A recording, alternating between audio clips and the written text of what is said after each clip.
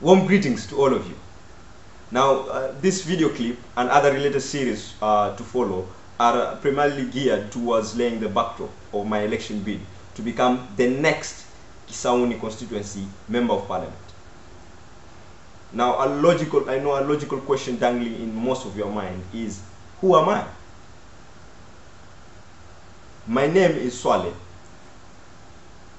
and I was born and raised in KISAUNI Msikitini area and have lived there for almost 21 years until when I temporarily moved to my current residency in England, where I'm studying law at the University of Reading.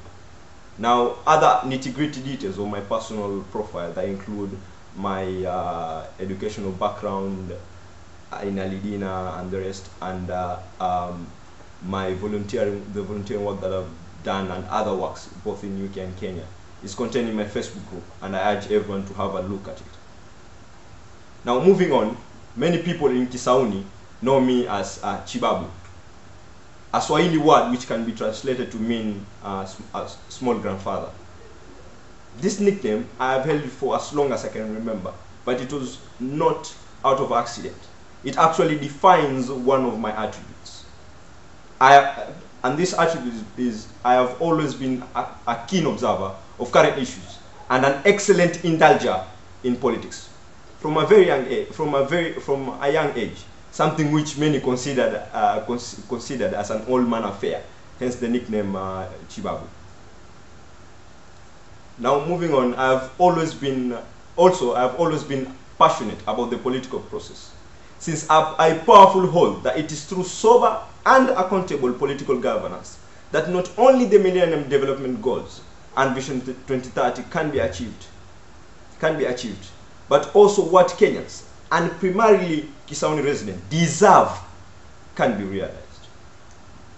It will be in vain if I was not to mention one of the most influential and role model in my life, influential mentor and role model in my life. He not only influenced, but shaped my strong admiration and appreciation of good leadership. He is my late grandfather, Mr. Swaleh. He was a man that left a legacy of immense philanthropy in KISAUNI.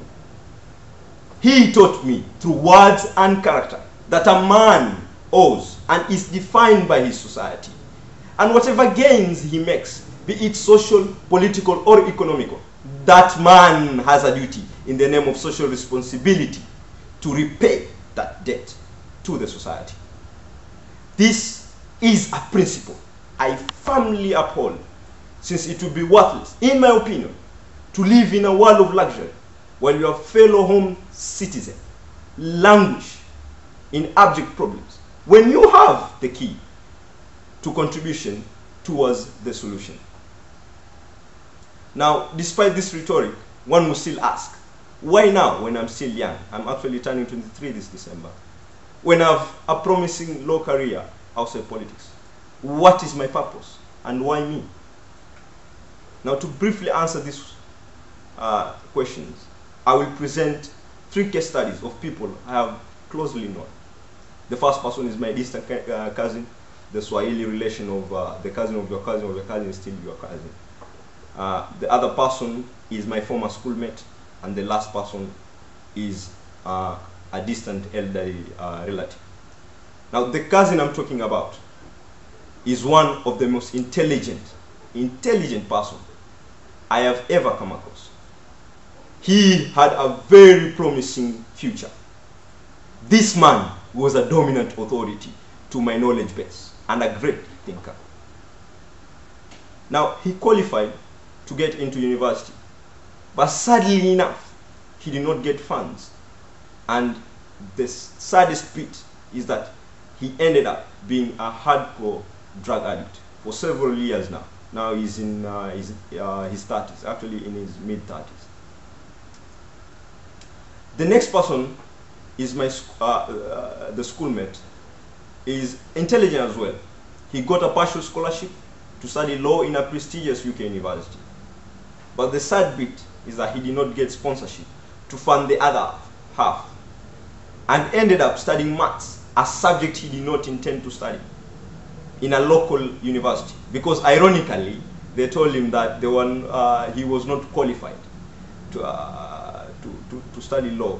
And when you actually logically look at this situation, this scenario, is that if someone is qualified to study law in a higher ranking UK university, how comes he doesn't qualify to study law at a lower ranking UK university? And the problem is because there are not enough law places. There are not enough places places in our university, and this problem should and must be addressed by the political crowd. Last but not least is my elderly relative, who sadly passed away at her home, since there was not enough. There was congestion in government hospital, and also she could not come up with enough funds for private healthcare in speed. A problem that I believe could easily be addressed with a strong public healthcare policy, if not more. Now, in light of these case studies, which are very saddening, and also present many other cases that occur in most of our lives, especially in Kenya and Kisauni. Even if I was to take a selfish personal view to my joining politics, I am still terrified, really terrified, for the probable future of my mother ending up like the relative. I am scared for the future of my to-be children or close relatives ending up like the schoolmate and cousin. But most importantly, I am troubled. I am really troubled by the future of Kisauni and Kenya if the status quo prevails.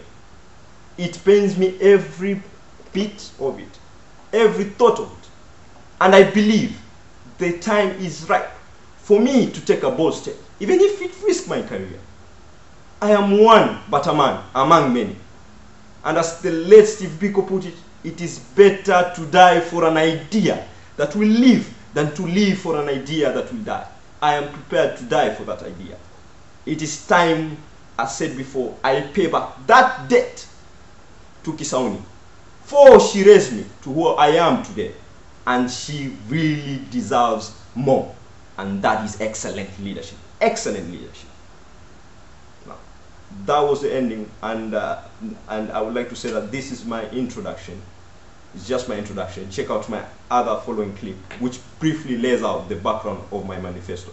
And I really hope to get support from as many people as possible, regardless of nationality, even if it's just more support. Thank all of you. Thank you so much.